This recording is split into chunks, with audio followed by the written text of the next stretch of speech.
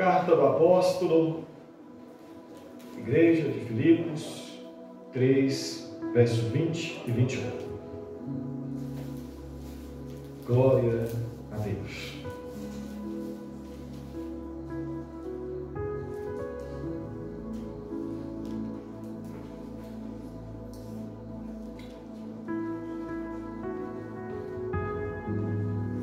Amém, irmãos?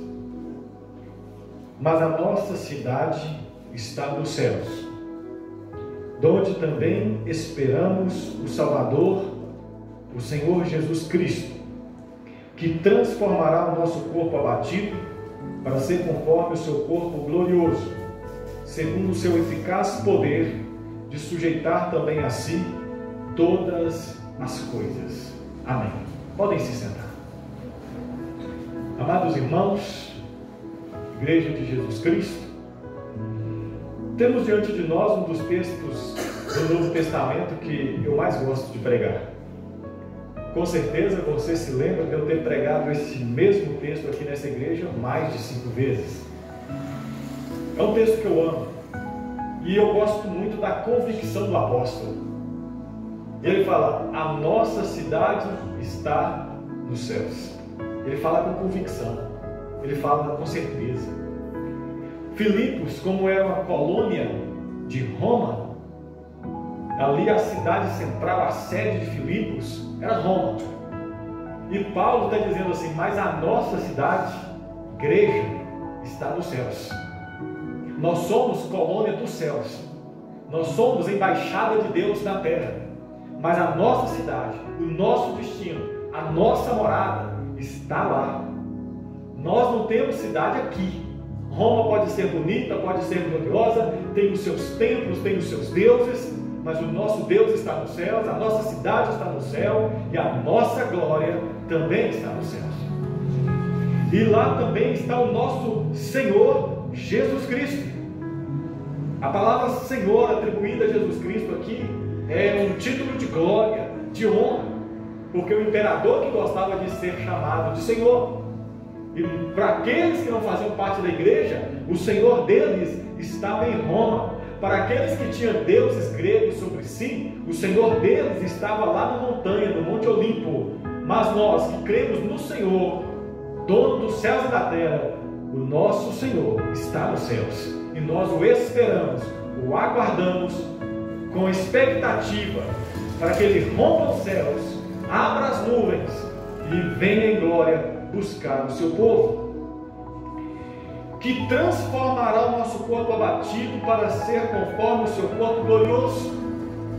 Aqui mostra também uma convicção do apóstolo de que assim como Cristo venceu a morte, nós também, através da nossa esperança, da nossa fé, através do poder de Deus atuando em nós, ressuscitaremos também. E o nosso corpo mortal, abatido, com o qual choramos e sofremos as consequências do pecado, um dia este corpo abatido será transformado, ressurreto e glorificado. O apóstolo está com a esperança naquilo que foi prometido, que ele descreveu em Romanos 8. Aqueles que ele conheceu, ele chamou. Aqueles que ele chamou, ele também justificou. Aqueles que ele justificou, ele santificou. E aqueles que ele santificou, ele glorificou. Essa era a esperança do apóstolo. Mas irmãos, eu gostaria de meditar com vocês aqui hoje, em todo esse capítulo 3. E nós vamos tirar aqui dos conselhos de Paulo princípios para a nossa vida cristã. Porque o apóstolo aqui, ele vai navegar em 3 acontecimentos importantes. Primeiro, ele vai trabalhar com a salvação, a conversão. Depois, a santificação. E por último, a glorificação. E eu comecei meditando na última parte. Mas o apóstolo começa dando uma orientação para a igreja, dizendo assim: regozijai-vos no Senhor. Tudo que o apóstolo Paulo vai escrever aqui no capítulo, do versículo 1 até o versículo 21, é para que nós nos alegremos no Senhor. Que o motivo da nossa glória seja Deus. Que o motivo da nossa alegria constante seja o Senhor. E por isso ele escreve do versículo 1 ao 3, e a principal palavra que está lá é: regozijai-vos no Senhor. Alegre-se em Deus. Alegre-se de ter uma cidade. Alegre-se de participar do povo de Deus. Alegre-se nisso. Logo depois, ainda na introdução, ele vai dar alguns conselhos. Primeiro, guardai-vos dos cães, dos maus obreiros e da circuncisão, e da falsa circuncisão. O apóstolo está dizendo para a igreja assim: cuidado, para que vocês não sejam seduzidos pelos homens que enganam, pelos cães, por aqueles que levam vocês para longe do Evangelho. Muito cuidado, para vocês não serem tragados pelos maus obreiros, que corrompem, que enganam e que levam as pessoas ao inferno. Porque eles vêm como anjos de luz, mas conduzem para as trevas. São como estrelas cadentes que passam, mas quando você se aproxima não tem luz. É como nuvem escura que vem, mas não tem água. Esses são os maus obreiros, esses são os cães, esses são os da falsa circuncisão. Aqueles que tentam te prender a um culto litúrgico, mas sem espírito, a um ritual vazio. Porque uma religião, irmãos, sem Cristo nela, é uma religião vazia. E esses homens eram aqueles chamados de judaizantes, aqueles que vinham ensinando que para a pessoa ser salva, ela tinha que circuncidar, ela tinha que passar pelo processo de cortar o prepúcio para que fosse salva. Eles tinham que guardar as datas comemorativas do ano do Antigo Testamento. Ainda deveriam guardar os sábados. E eles deveriam, às vezes, não tocar nisso, não tocar aquilo, vestir tal roupa, deixar de vestir outra. Pessoas que vêm ensinando doutrina que não está na palavra de Deus. Sabe como Paulo chama esses? De cães. Cuidado com os cães, cuidado com os maus obreiros, cuidado com o uso da falsa circuncisão. Porque, irmãos, tem pessoas que vêm com aparência de santidade. Eles, na verdade, têm o desejo de dominar os outros. Como eles não conseguem dominar através da força, eles vêm e dominam através da ideologia religiosa. Mas o que eles querem, na verdade, é dominar sobre o povo, é dominar sobre as pessoas, é verem as pessoas debaixo do seu jugo. Por isso criam rituais que não têm base nas Escrituras.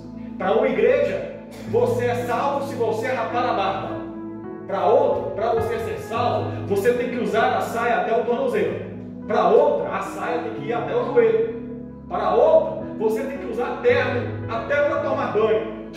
Esses rituais vazios, que não tem sentido nenhum nas Escrituras, o apóstolo vai e fala assim: cuidado com eles. Cuidado com esses homens. Eles são os cães, são os maus obreiros, que negam a palavra de Deus e por tradições humanas corrompem o mandamento do Senhor. Negam o mandamento do Senhor. Irmãos, aí Paulo vai e fala assim, isso tudo do versículo 1 ao versículo 3. Nós servimos a Deus no Espírito, nos gloriamos em Cristo e não confiamos na carne. Ele fala essas três coisas. Nós servimos a Deus no Espírito. A nossa adoração é no Espírito. A nossa alma regozija-se em Deus. E quando uns se gloriam de não comer isso, de não comer aquilo, nós adoramos o Senhor em espírito e em verdade. A alma transcende o corpo e vai em encontro ao Senhor e o adora na perfeição de sua santidade. Enquanto outros se gloriam de ser melhor que outros, porque guardam os sábados, porque não comem determinados tipos de comida. Nós adoramos o Senhor em espírito. Não com base em imagens no templo. Não precisamos disso, porque nós adoramos o Senhor no Espírito. Não precisamos de imagens, irmãos. Não precisamos de ritual vazio. Não precisamos de ficar fazendo símbolos no corpo, porque a nossa alma adora a Deus em Espírito. Nós adoramos, glorificamos ao Pai. Servimos a Deus no Espírito. Nos gloriamos em Cristo, não em rituais ou méritos. Nós nos gloriamos em Cristo. Se eu tenho que me gloriar de alguma coisa, não é nada operado por mim, mas sim naquilo que Jesus Cristo fez por nós na cruz do Calvário. Se um dia eu chegar diante de Deus, se Deus falar, por que eu deixaria você entrar no meu céu? Fala assim, ó Senhor, eu não mereço, mas o seu filho morreu na cruz por mim e abriu a porta. Eu creio em ti, porque ele um dia se sacrificou por mim. O apóstolo Paulo dizia assim, eu não me glorio em nada em mim, porque Cristo vive em mim, não vivo mais eu. Meu esforço não me salva, meu jejum não me salva, minhas orações não me salvam. O que me salva é a obra de Cristo na cruz por mim. Não é a circuncisão, não é ser apresentado no templo ao 8º dia. O que me salva é a obra de Cristo em minha vida. E é nisso que eu me glorio. E ele vai e fala, eu não confio na minha carne. Nós não confiamos na carne, não confiamos em nosso esforço. Irmãos, e aí ele começa fazendo alguma descrição dele. E ele faz uma ironia santa. Ele diz assim, se alguém pode confiar na carne, esse sou eu. Aí ele vai colocar o currículo dele. Antes de conhecer a Cristo, olha o que ele tinha. Do versículo 4 ao 6. Circuncidado ao 8º dia, hebreu de hebreus, da tribo de Benjamim, fariseu segundo a lei, perseguidor da igreja segundo o zelo, e irrepreensível. Olha o currículo do homem. Vocês querem se gloriar na carne? Eu fui circuncidado ao 8º dia. Vocês querem se gloriar na carne? Eu era fariseu. A classe mais alta de justiça da lei de Israel eram os fariseus. Os mais inteligentes. Conheciam a cultura hebraica e a cultura grega. Inteligentíssimos. Cresceu aos pés de Gamaliel e filho de uma das principais tribos de Benjamim, que era a segunda principal tribo de Israel, a tribo de Benjamim. E ele fala, e eu era tão zeloso, que eu persegui a igreja de Cristo. Então, se alguém poderia se gloriar em esforço, em não mentir, em dar tudo certo no tempo certo, contribuir na obra de Deus, trabalhar na obra de Deus, ser apresentado ao 8º dia, se eu fosse me gloriar por causa dos meus pais, eu sou israelita de israelita, eu sou filho de israelita, autêntico, meu sangue é puro. Se eu tivesse que me gloriar, eu me gloriaria na minha família, naquilo que eu trabalhei, naquilo que eu estudei e principalmente no zelo que eu tinha. Só que aí o apóstolo vai e fala assim, mas considerei isso tudo como esterco, pela sublimidade do conhecimento de Jesus Cristo. Tudo isso é nada, tudo isso é esterco, isso não vale nada, comparado a conhecer ao Senhor Jesus Cristo. Nenhuma justiça pela lei se compara à justiça vinda pela fé. E ele vai falar isso do verso 7 ao 9. Considero isso tudo esterco. Isso não tem valor. Mas algumas pessoas ainda se apegam a isso e querem nos atrair, irmãos. E esses maus obreiros, e esses cães, e esses da circuncisão chegam a nós e querem nos impor o jugo deles. Querem colocar sobre nós as algemas religiosas que eles estão presos com elas. E querem colocá-las em nossas mãos, em nossos pés, e querem nos fazer dobrar a cabeça.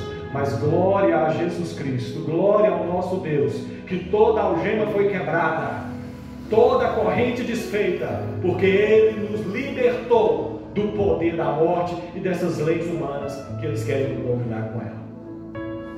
Não nos curvamos, porque Jesus morreu por nós. É nele que nos gloriamos, é na obra dele por nós. Sigamos, pois, o exemplo do apóstolo, que nos chama, que nos convida a ser seus imitadores, aqui mesmo no capítulo 3. Sede meus imitadores. Sejamos imitadores do apóstolo Paulo. Não nos deixar dominar. Provavelmente vocês viram o vídeo que eu postei. Querem tirar a minha barba. Eles querem tirar a nossa barba. Eles querem tirar tudo que nós temos, porque eles querem sentir o prazer de nos dominar. Mas Jesus já nos libertou, irmãos.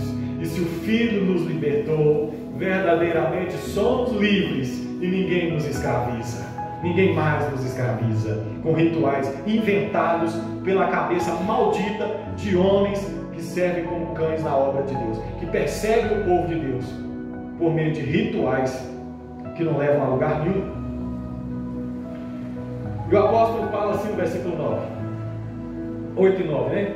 E na verdade eu tenho também por perda tudo isso, por esterco todas essas coisas, pela excelência do conhecimento de Cristo, meu Senhor, pelo qual sofri a perda de todas essas coisas, e as considero como esterco, para que possa ganhar a Cristo, esteja achado nele, e não tenho justiça que vem da lei, do esforço, da carne, mas que vem pela fé em Cristo, a saber, a justiça que vem de Deus pela fé.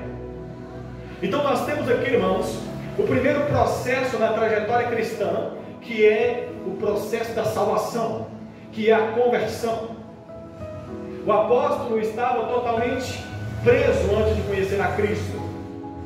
Se gloriava em ser fariseu, se gloriava em ser nascido ao oitavo, de ser apresentado ao oitavo dia, de ser benjaminita, de ser fariseu, de ser zeloso. O apóstolo se gloriava em tudo isso, mas ele não era salvo. Até que ele teve uma experiência com Jesus. E aí, irmãos, ele considerou isso tudo como perda, pelo bem de conhecer a Cristo. Quem teve um encontro com Jesus, tem coragem de olhar para tudo que tinha antes e ver aquilo como esterco. Depois de conhecer a Cristo, quando eu olho para a minha casa, eu vejo esterco. Eu olho para o meu carro, eu vejo esterco. Quando eu olho para tudo aquilo, ritual, quando eu olho para a minha vida e vejo assim, eu sou um bom aluno, eu sou um bom trabalhador, tudo isso é nada diante de Deus. Isso não me faz ser aceito no céu, me faz ser aceito como um bom homem na sociedade, me faz ser uma pessoa legal, tudo isso. Mas diante de Deus, obra humana não tem valor algum. São como trapos de imundícia. O que vale diante de Deus é o sacrifício de Jesus Cristo. E o apóstolo olha para a sua vida e vê tudo aquilo como perda. E ele troca tudo isso. Paulo está dizendo assim, sabe aquele homem que Jesus contou uma parábola sobre ele, que ele estava passando por um determinado lugar e descobriu que lá tinha um tesouro? Ele voltou, vendeu tudo que tinha e comprou aquele campo, porque ali tinha um tesouro maravilhoso. Assim é aquele que tem um encontro com o reino dos céus. Ele troca tudo por Cristo. A medida do seu amor é o seu sacrifício. Quem ama a Cristo, quem ama a Deus, não tem peso algum em sacrificar tudo pelo Senhor. Não é pesado abandonar até a própria vida por amor a Cristo, porque Ele olha para os bens da terra, para os bens conquistados pela força do braço, e olha para tudo isso e diz, isso é nada. Porque Cristo tem algo muito melhor, muito maior. Então, irmãos, se você olha para alguém e vê essa pessoa ainda presa, ainda escravizada, ela só continua escrava porque ela ainda não entendeu aquilo que Cristo comprou para ela na cruz. Ela ainda não entendeu a sublimidade da obra de Deus através do sacrifício de Jesus. Então, que possamos seguir o conselho do apóstolo. Ter cuidado com os maus obreiros, ter cuidado com os cães, ter cuidado com a falsa circuncisão. Que não sejamos seduzidos por essas coisas. E depois, irmãos, ele vai falar de um outro processo da vida cristã, que é o processo da santificação. Porque ele passou por esse processo da conversão. Ele viu o que tinha, considerou como nada e olhou para o que Cristo havia conquistado para ele e viu nisso tudo. Tudo que ele tinha, tudo que era rico, tudo que era maravilhoso estava em Cristo Jesus, tudo que era riqueza. Então, ele começa, do versículo 12 ao versículo 16, ele vai falar sobre a trajetória cristã nessa vida. E ele fala assim, não que eu já tenha alcançado, mas prossigo para alcançar aquilo, para o que fui também preso por Cristo Jesus. Irmão, quanto a mim, não julgo que o haja alcançado, mas uma coisa faço, e é que, esquecendo-me das coisas que para trás ficam, vou para as que estão adiante de mim. Prossigo para o alto, pelo prêmio da soberana vocação de Deus em Cristo Jesus. Pelo que todos quantos já somos perfeitos, sintamos isso mesmo. E se sentes alguma coisa de outra maneira, também Deus nula revelará. O apóstolo está dizendo que a jornada cristã, quando tem um encontro com Cristo, não para, ela continua. Vem o processo da santificação, vem o processo da peregrinação. Você foi ganho por Cristo, foi comprado por Ele, foi salvo por Ele, mas Ele te chamou para uma corrida. Porque no começo, no início que eu meditei aqui com os irmãos, o apóstolo estava analisando como um contador, como alguém que analisa prejuízo e ganho. E ele fala assim: isso aqui não vale nada, isso aqui realmente tem valor. Como um contador, ele sabe avaliar o que vale e o que não vale, o que realmente é um bom tesouro e aquilo que não, que é um ouro de tolo. Agora ele está falando como um atleta. Jesus te chamou, Jesus te comprou, mas para ser atleta. E ele vai falar: e eu prossigo para o alvo. Mas antes de prosseguir para o alvo, eu esqueço-me das coisas que para trás ficam. Agora eu pergunto aos irmãos: vocês deixaram coisas lá atrás ou vocês ainda estão presos a essas coisas lá de trás? Você já abandonou sua bagagem lá no mundo que você vivia? Deixou para trás a sua bagagem ou você ainda rompe com essa bagagem pesada nas costas? O apóstolo fala: eu me esqueci daquilo que para trás ficou. Eu estou prosseguindo para um alvo. Eu estou prosseguindo para uma direção. Eu estou contemplando aquilo que Cristo tem para mim. Estou focado na obra de Deus. E quando eu falo obra de Deus, ele está falando da glorificação, da ressurreição dos mortos. Ele diz: eu não julgo que a obra de Deus terminou, mas uma coisa eu faço: eu me esqueço. Irmãos, aquilo que você considerou como perda, aquilo que você deixou lá atrás, esqueça disso também. Porque às vezes nós soltamos a moeda com a mão, mas a seguramos com o coração. Quantos fazem isso? Quantos que deixam o Ur dos Caldeus, mas ainda continuam sentindo saudade? Ah, como eu queria, por que eu deixei Ur? Sansão, é a mesma coisa de Sansão abandonar Dalila, mas o coração dele ainda sente saudades. Ah, como eu sinto saudade. É a mulher de Ló, indo para cima do monte, mas o que ela não consegue é deixar as coisas do passado no passado. A trajetória de um vencedor, a trajetória de um cristão, envolve também esquecimento, envolve abandono, envolve sacrifício, irmãos. Se você colocou no altar do Senhor, queime no altar e deixa lá, e abandone. Não volte atrás e não deseje aquilo que ficou para trás. Quantos que se apegam àquilo que deixou? Ah, Senhor, eu estou nesse deserto de peregrinação, mas eu tenho tanta saudade das coisas que ficou para trás. O apóstolo não. Eu deixei as coisas para trás, agora eu foco no alvo. Eu foco no objetivo. Eu olho para aquilo que está diante de mim. O desejo supremo do apóstolo era conhecer a Cristo, a virtude da sua ressurreição, a comunhão dos sofrimentos e a conformidade com a sua morte. E ele fala isso no verso 10. Ele fala assim: para conhecê-lo, o objetivo dele é conhecer a Cristo, a virtude da ressurreição. Agora eu pergunto aos irmãos, responda para você. Você quer a ressurreição dos mortos, não quer? Você quer experimentar a glorificação, de conhecer a Deus plenamente, de conhecê-lo como de Deus você é conhecido.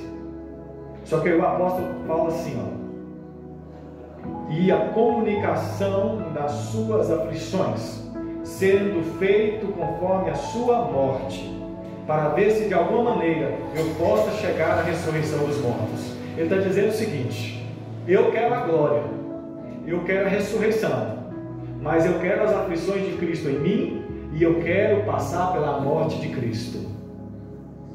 Isso aí muitos não querem. Passar pela morte, passar pela aflição, carregar uma cruz nas costas, carregar a dor, sofrer vergonha por Cristo, sacrificar por Cristo, negar a própria vida por Cristo, isso não. Eu quero a glória, eu quero a ressurreição, mas eu não quero passar pela morte, eu não quero passar pela aflição, eu não quero andar como Cristo andou, eu não quero a santificação. Irmãos, e precisamos passar, e precisamos sofrer em nós aquilo que Cristo sofreu. Minha esposa gosta de uma frase do apóstolo, acho que está até aqui em Filipenses, que diz assim: nós somos chamados não somente para crer, mas para padecer por Cristo. Talvez você não sacrifica nada por Cristo, você só quer as bênçãos, mas você não quer a vergonha do Evangelho. Talvez você quer uma coroa dourada, como Tiago e João no começo do ministério de Jesus. Ó Jesus, nos coloque do seu lado direito e do seu esquerdo, ó Jesus. Mas não quer a vergonha do Evangelho, você não quer sofrer por Cristo, não quer. E muitos cristãos daquela época não queriam sofrer com Cristo, não queriam padecer.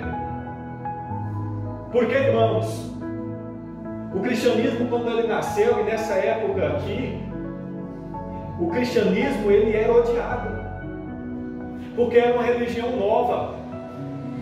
A religião judaica já era aceita. O imperador de Roma já tinha permitido os judeus adorarem o Deus invisível, sem passar por imagens. Os judeus eram conhecidos e eles eram permitidos cultuar ao Deus deles ali nas cidades de Roma. Só que agora surge do judaísmo uma nova religião que era diferente do judaísmo, que era o cristianismo. E o cristianismo tinha como pilar: dê a César o que é de César e dê a Deus o que é de Deus. Irmãos, e agora os cristãos têm duas coisas: ou eles se parecem com os judeus, para eles não sofrerem a perseguição de Roma, então eles tinham que ser circuncidados, eles tinham que fazer todos os rituais do judaísmo para continuarem ligados ao judaísmo e não serem perseguidos. Ou então eles cortavam laços e falavam assim: olha, eu não sou judeu e não sou cristão, eu nego a Cristo. Mas a terceira opção era mais difícil, era romper com as tradições judaicas e manter-se fiel a Cristo. Só que isso custaria a sua própria vida. E o apóstolo Paulo diz: eu quero conhecer a Cristo, eu quero padecer as aflições de Cristo, ser reconhecido em sua morte, para experimentar da sua ressurreição. É na sua escola, no seu trabalho, você ter a coragem de padecer por Cristo. É você lá dar testemunho do Evangelho, é ser verdadeiro, é ser honesto, é ser fiel e falar assim: ó Senhor, eu troco os meus prazeres pela cruz, eu troco a minha honra pela cruz, eu troco tudo que o mundo oferece para sofrer contigo, para de alguma forma ser glorificado contigo. Irmãos, a vida cristã é uma vida de sacrifícios, mas pensa numa vida de recompensas. E o apóstolo tem uma esperança, ele tem um objetivo. Ele não quer chegar à glória de Roma, ele quer chegar à glória da cidade celestial. Ele não quer experimentar os bens da Babilônia terrena, ele quer experimentar os bens da cidade gloriosa. Mas para isso, ele sabe que tem de experimentar em si as aflições de Cristo. E ele também foca no prêmio. Eu prossigo para o alvo, para o prêmio da soberana vocação. Não é uma vocação qualquer ser cristão, é a soberana vocação. É a melhor coisa da vida. É aquela música que o Eliade sempre canta: a melhor coisa que eu já fiz foi aceitar Jesus de todo o meu coração. Essa é a soberana vocação. Isso é um motivo de você se sentir humilhado. Quando a minha esposa falou que ali na faculdade ela Eu sempre falo dela porque é a pessoa que mais me conta das experiências. E ela ali na faculdade, só tinha ela e mais uma amiga de evangélica na turma. Ela levanta a voz em defesa do cristianismo e da palavra de Deus. E uma colega dela começa a chorar de raiva porque o argumento dela foi verdadeiro. Aí a menina veio com raiva para o lado dela. Aí eu perguntei para ela: você ficou com medo? Ela falou: não, eu queria apanhar. Eu queria apanhar naquela faculdade. Eu queria que aquela menina me batesse, para eu sentir um pouquinho da alegria de sofrer por Cristo, de padecer por Cristo, de ser humilhada por Cristo. Agora, irmãos, diante do que o apóstolo Paulo está falando aqui, eu entendo que o apóstolo Pedro e o apóstolo João sofreram.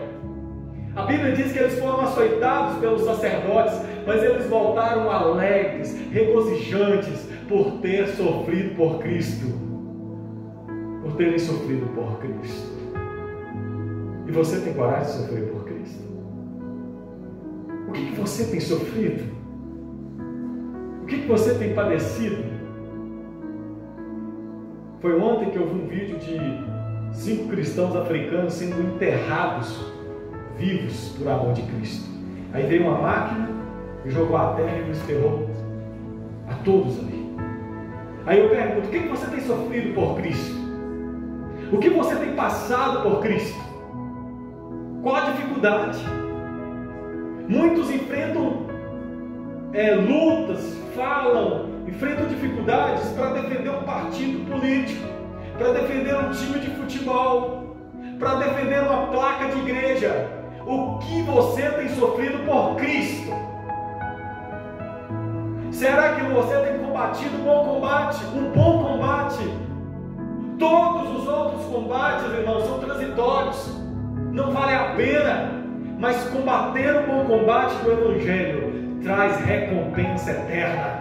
Eu prossigo para o alvo, para o prêmio da soberana vocação. Paulo via a chamada cristã como uma chamada maravilhosa, como uma chamada para a vida celestial. E agora, ele continua, e ele fala assim, no verso 18 a seguir: porque muitos há dos quais muitas vezes vos disse, e agora também digo, chorando, que são inimigos da cruz de Cristo. O fim deles é a perdição, o Deus é o ventre, e a glória deles é para a confusão dos mesmos que só pensam nas coisas da terra. O fim dessas pessoas é a perdição, o Deus é o ventre, a glória é a vergonha, mas a mente está ocupada somente com as coisas da terra. O objetivo deles é somente as coisas da terra. E diz a Bíblia que onde está o seu tesouro, aí também estará o seu coração. Mas a nossa pátria está nos céus, de onde aguardamos o nosso Senhor e Salvador, Jesus Cristo. A nossa pátria, irmãos, a nossa morada, o nosso objetivo, o nosso propósito está nos céus. Ontem eu estava conversando com a minha esposa e preguei isso em Pedraria. Nós estamos conversando no carro, preguei isso em Pedraria. E preguei também em Água Boa hoje, porque eu sou muito idealista. E idealizo muitas coisas. Eu idealizo muitas coisas. Sonhador por temperamento. Desde a minha adolescência, a minha mente vagava por outras coisas e pensa no adolescente sonhador. Só que quando eu me converti, irmãos, eu ainda continuei sonhador, com objetivos grandiosos. No entanto, algo que me perseguia, uma frustração que a cada ano eu vivia, porque eu pensava que meus sonhos eram promessas de Deus. E eu pensava que meus objetivos eram o objetivo de Deus para a minha vida. E não era. Era o meu objetivo, era o meu propósito. Mas o Paulo está falando assim: eu prossigo para o alvo, para Cristo, para o prêmio da soberana vocação. O propósito já foi colocado por Deus, o objetivo já foi colocado por Deus, está descrito em sua palavra, mas nós criamos outros objetivos, e a nossa vontade de poder cria sonhos altos para nós mesmos, e nós temos que tomar muito cuidado com isso, porque um homem pode falar assim, antes de converter: eu quero muito dinheiro, eu quero muito dinheiro. Mas o que a pessoa quer mesmo não é o dinheiro. Porque o dinheiro, imagina você ver aí notas de papel, 50, 100 reais, 200 reais. Imagina você ter tudo isso e do nada o dinheiro perdeu o valor, não consegue comprar nada. Aquilo em si não é nada. A pessoa não quer o dinheiro. A pessoa quer o poder que o dinheiro traz, quer a segurança que o dinheiro traz, quer a fama que o dinheiro traz. É isso que a pessoa quer: poder, fama e segurança. Aí a pessoa converte, vem servir a Deus, mas aí ela troca apenas o nome do ídolo, mas continua idólatra. E ela fala o seguinte: eu quero ser um grande palestrante, pregar o evangelho no Brasil todo. A pessoa coloca isso como objetivo de vida, mas ela tem que avaliar muito bem as motivações, porque corre o risco dessa pessoa querer ser por causa de poder, fama e segurança, porque descobriu que desejar o dinheiro é errado, então agora deseja uma coisa boa, mas pela motivação errada. Eu quero pregar, mas para ter fama, para ter amigos e para ter poder. E nós temos que tomar muito cuidado com isso, porque quando a gente deseja essas coisas e a gente chega diante de Deus e fala: Deus, me dê isso. E Deus, irmãos, Ele avalia as motivações do coração, Ele analisa as palavras e avalia aquilo que está lá dentro da alma. E quando queremos algo que é para gastarmos os nossos próprios deleites e pecados, Ele diz não. E quando Ele diz não, aí a gente fica frustrado. Eu queria isso para a sua glória, Senhor, mas Deus sabe que não era para a glória dele. Ele sabe que a gente queria para a nossa própria satisfação. E Deus vai e diz não.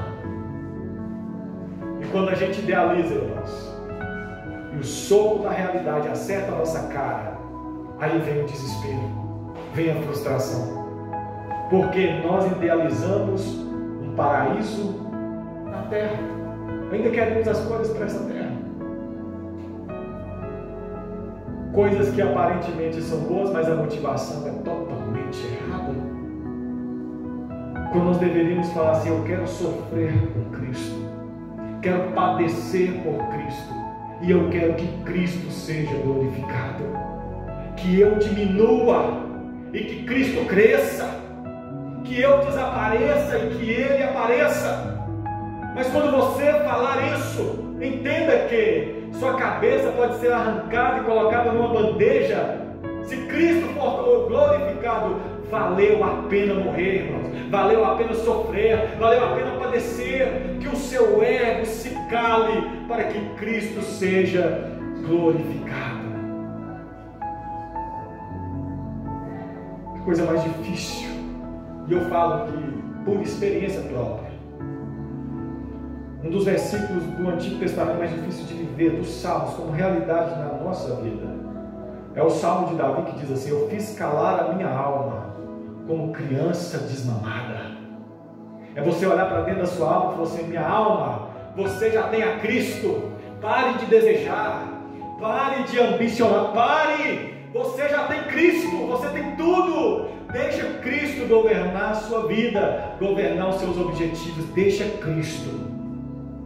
Aceite os propósitos de Deus para a sua vida. Aprenda a ser contente. Aprenda a ser alegre com o que você tem. Porque às vezes, irmãos, quando nós ficamos nesse desejo, e criamos objetivos por motivações terrenas, somos todos menos gratos. Somos todos menos gratos. Não somos gratos. Temos um Pai maravilhoso que nos deu tudo, comer, beber, vestir, tudo. Mas o coração não para de desejar. E a gente olha para tudo que o Pai fez por nós e a gente diz: eu quero mais, Pai.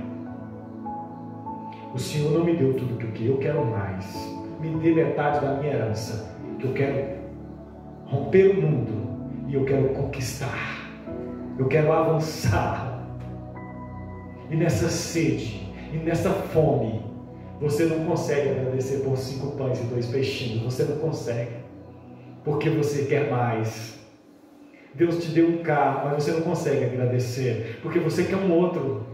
Você não consegue ser grato. Faça calar sua alma e entenda que você já tem muito mais do que você merecia. Muito mais. E Deus já te deu a vida eterna. A gente não merecia nem estar vivo. Nós não merecíamos estar aqui. Não merecíamos essa palavra. Não merecíamos os irmãos aqui cantando músicas com inspiração na palavra de Deus. A gente não merecia isso. Mas Deus nos deu. Foi um presente, irmãos. Foi graça. Mas às vezes ficamos nos comparando com os outros, querendo galgar as altas escadas da vida, quando Deus quer é isso para nós, e ser grato com 5 pães e 2 peixinhos. Quantos que sobem no pináculo do templo e querem pular de lá para receber glória de nós? Que sejamos aprovados pelo Senhor. E a nossa cidade está nos céus. Que você pegue isso e coloque no seu coração como verdade. Porque os seguidores de Caim, eles trilharam para um caminho e lá eles se tornaram os construtores. Ou seja, eles queriam trazer o paraíso para a terra, irmão Marcos. Eles queriam fazer da terra um novo Éden. Ah não, se Deus nos mandou embora do verdadeiro Éden, vamos criar uma réplica do Éden na terra. E eles trabalharam e criaram cidades com sua corrupção, para a satisfação dos próprios desejos, do egoísmo, para eles se sentirem seguros, para eles terem que alimentar, para confiarem naquilo que era obra de suas mãos. E o descendente mais famoso de Caim foi um homem chamado Nimrod. E Nimrod levantou a Torre de Babel, construiu Babilônia e se tornou um dos homens mais famosos daquela época. Pensa numa cidade maravilhosa, uma cidade gloriosa. Até em Apocalipse ela é citada como a grande cidade, a grande meretriz, onde todos os povos da terra se prostituíam. Lembra de Nabucodonosor? Olha a glória da minha cidade. Eles trouxeram um paraíso para a terra. E não é de certa forma que hoje nós temos condições de fazer a terra ficar mais parecida com o Éden? A tecnologia, o conforto. Parece que todas as possibilidades foram abertas para os adolescentes, para os jovens, para os adultos. Qualquer um hoje pode alcançar um paraíso na terra. Só que tudo isso continua sendo ilusão. Continua sendo miragem no deserto. Continua sendo ouro de tolo. As pessoas continuam enganadas. E o fim deles, que pensam nas coisas da terra, é a perdição. Mas aí vem os descendentes de Sete. E a Bíblia diz assim: e começou-se a buscar daí o Senhor.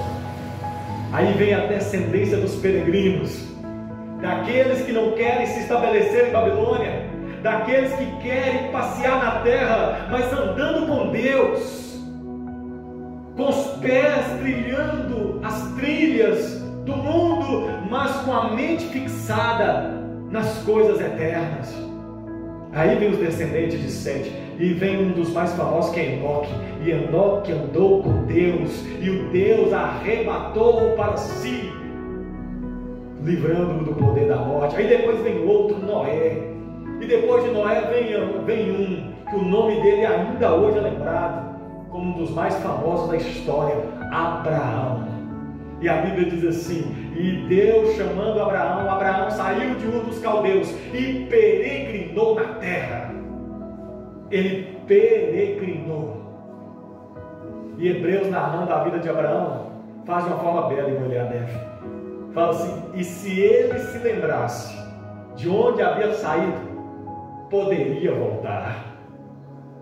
Mas eles não voltaram, eles não retrocederam, porque eles estavam pensando na cidade celestial, que Deus era o arquiteto. Irmãos, continuam entendendo que tudo aqui continua sendo esterco, irmãos.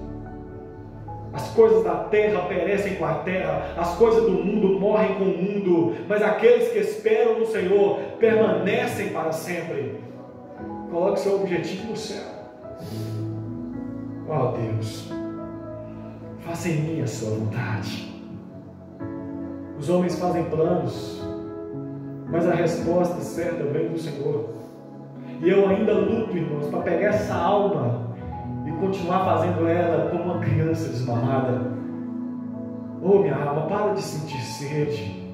Oh, minha alma, para de sentir fome pelas coisas dessa vida. Para.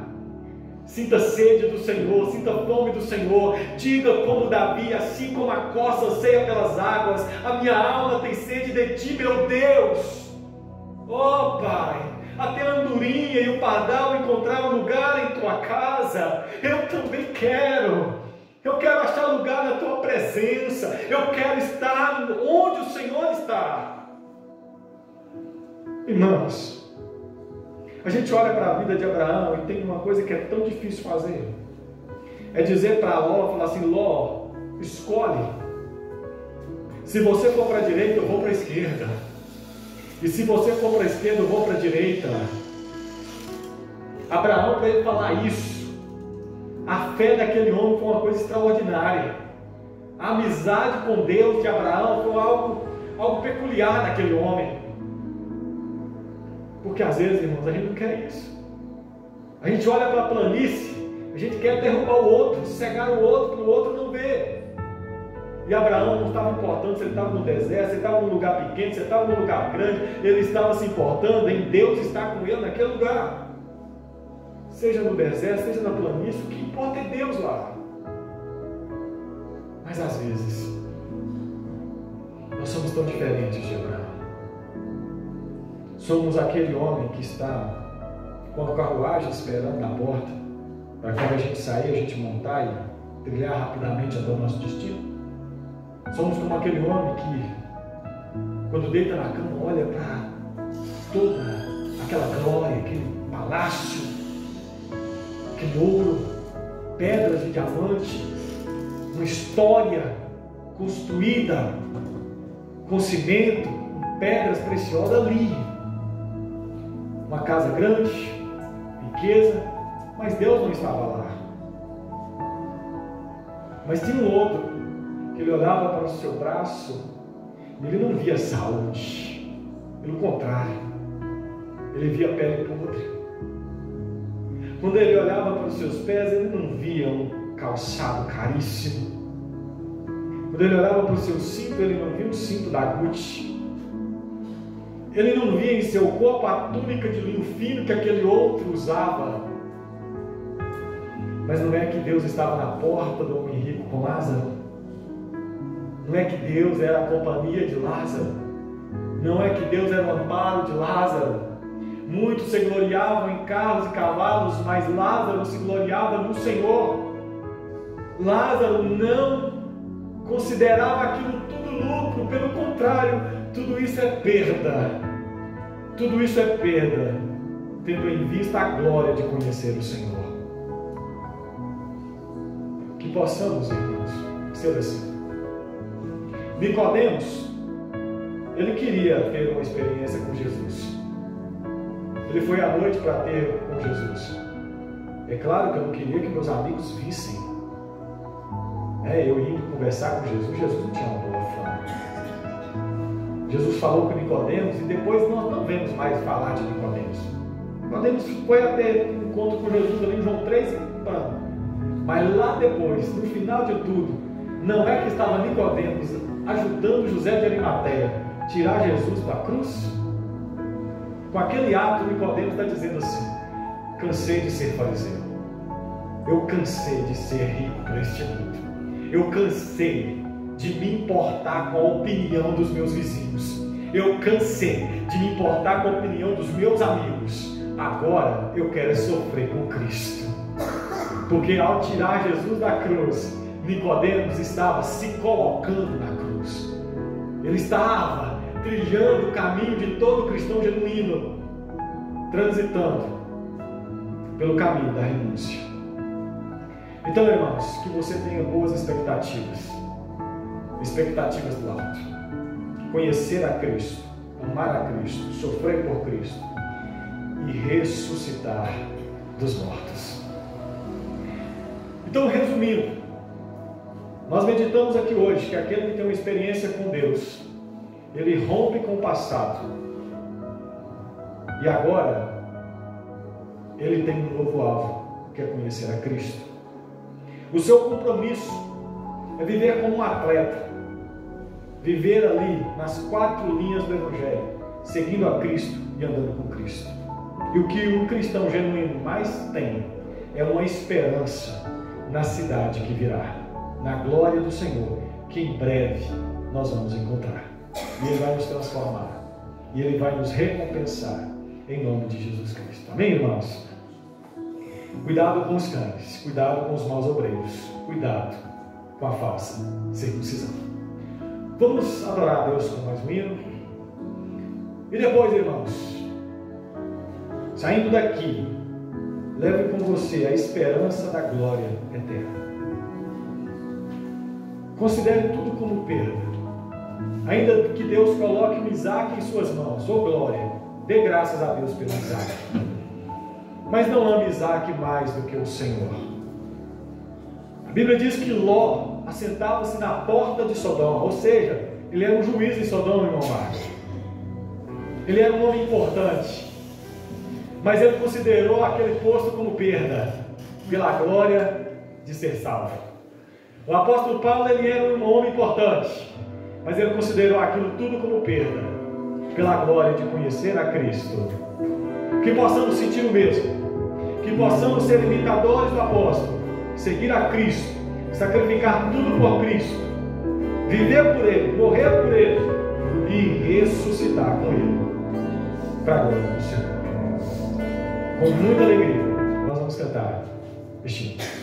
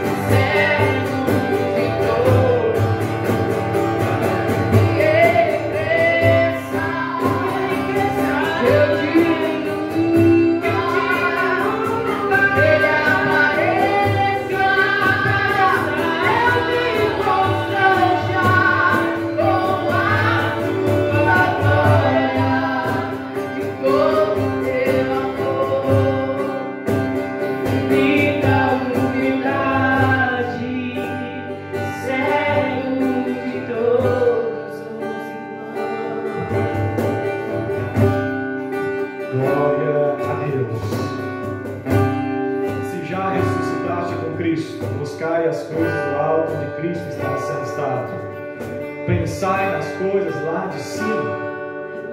Irmãos, que as coisas do alto ocupem o seu pensamento. Que você sente anseio pelo céu, a ponto de dizer: Maranata, Maranata, hora vem, Senhor Jesus. Não se apegue com as belezas de Sodoma, com a glória de Babilônia, porque a beleza e a glória da cidade celestial é bem maior. Você se apega às coisas do céu, irmão. Esses dias eu vi a cena num dos episódios de The Chosen, onde João Batista está preso e um dos soldados chega perto dele limpando a bandeja. João Batista olha e fala: que bela bandeja. E o soldado diz: sim, uma bela bandeja, usada nos banquetes de casamento. Aí João olha e fala: eu nunca fui numa festa de casamento, mas eu estou indo para uma agora. Aí o homem pergunta: como assim? Ele fala: você não entenderia. Sabe como João Batista se dizia sobre ele? Ele dizia: eu sou amigo do noivo, eu estou alegre pelo noivo. Ele está dizendo o seguinte: logo logo eu vou encontrar com o meu Senhor, eu verei o encontro de Jesus, o noivo, eu verei o encontro dele com a noiva, com a igreja. Pensa numa festa gloriosa. Ele sabia que a sua cabeça seria arrancada, mas logo logo seria recebido no céu. Ele não estava se importando com fama, ele não estava importando em ser conhecido, ele estava se importando em ser achado em Cristo e ser considerado amigo dele. Que você sinta isso, irmão, e faça aquietar a sua alma. Aquieta minha alma, cala-te minha alma, porque você já foi comprado. Pai, eu te agradeço por essa noite, eu te agradeço por essa igreja, te agradeço pelo meu ministério, pelos irmãos que trabalham nessa obra. Eu te agradeço pelo privilégio de fazer parte do povo comprado, lavado e remido pelo teu sangue. Ó Jesus Cristo, não deixe a nossa mente ser atraída por essas coisas que são como esterco, que não tem valor comparada à glória em que nós há de se manifestar. Deus amado, que aquilo que é justo, que é verdadeiro, que é santo, que ocupe nossa mente, que nosso sentimento, Pai, seja atraído para a glória, e que nossa vida corresponda à nossa fé, Senhor, em nome de Jesus Cristo. Queremos sofrer contigo, morrer contigo, para ressuscitar contigo e experimentar a glória que vem de ti, Senhor. Não deixa meus irmãos desanimarem, não deixe eles olharem para trás como a mulher de Nó olhou, mas que eles permaneçam, que eles peregrinem na terra como Abraão, Senhor, que eles sacrifiquem qualquer Isaac, qualquer cabra babilônica, qualquer coisa, que eles sacrifiquem, Senhor, aquilo que não vale nada, em troca daquilo que é eterno, Senhor. Que eles não sejam como aquele jovem rico que se apegou às coisas da terra e abandonou as coisas eternas. Nós te glorificamos em nome de Jesus. Amém, Senhor, amém. Que o amor de Deus Pai, as misericórdias de Jesus Cristo e a consolação do Espírito Santo esteja conosco, hoje e para sempre. Em nome de Jesus Cristo, a igreja diz: amém. Que Deus te abençoe. Lhe dê uma excelente semana. Em nome de Jesus.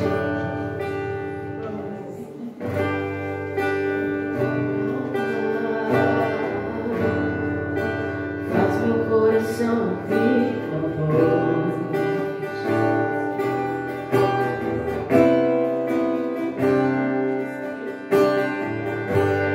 Chama pra perto. Só assim eu não me sinto só.